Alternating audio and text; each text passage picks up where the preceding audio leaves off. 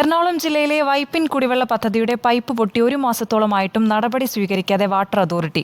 വെള്ളം ഇപ്പോഴും റോഡിലൂടെ ഒഴുകുകയാണ്. ശുദ്ധജലം പാഴായി പോകുന്നതിനൊപ്പം 1 മാസം മുൻപ് ടാറിംഗ് നടത്തിയ ആലുവ കാലടി റോഡും നശിച്ചു പോവുകയാണ്.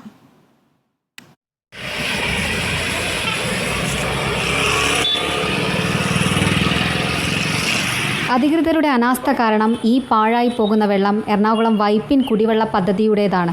കുടിവെള്ള പൈപ്പ് പൊട്ടി 1 മാസമായി വെള്ളം റോഡിലൂടെ ഇങ്ങനെ ഒഴുകാൻ തുടങ്ങിയിട്ട്.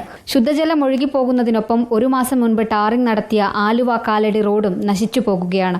ചൊവ്വര വാട്ടർ അതോറിറ്റിയാണ് വെള്ളത്തിന്റെ പമ്പിംഗ് നടത്തുന്നത്. പൊട്ടിയത് ശ്രദ്ധയിൽപ്പെട്ട ഉടൻ അടുത്തു തന്നെയുള്ള വാട്ടർ അതോറിറ്റിയിൽ നാട്ടുകാർ അറിയിച്ചിരുന്നു.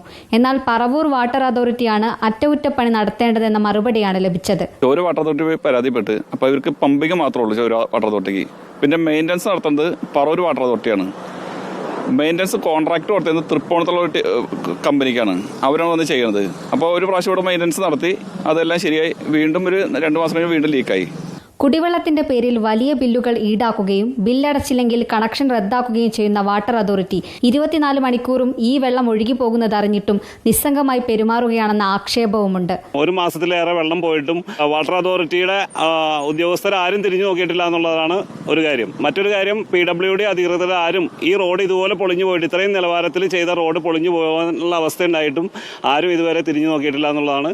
കോൺട്രാക്ടേഴ്സ് പണിമുടക്കിലായതിനാലാണ് പൈപ്പ് നന്നാക്കാൻ കഴിയാത്തതെന്നാണ് വാട്ടർ അതോറിറ്റിയുടെ വിശദീകരണം. എന്നാൽ പമ്പിംഗ് തുടരുന്നതിനാൽ പൊട്ടിയ പൈപ്പിലൂടെ കുടിവെള്ളത്തിലേക്ക് മണ്ണും ചളിയും കലരാൻ സാധ്യതയുണ്ടെന്നും നാട്ടുകാർ ആശങ്കപ്പെടുന്നു. റിപ്പോർട്ടർ, കൊച്ചി.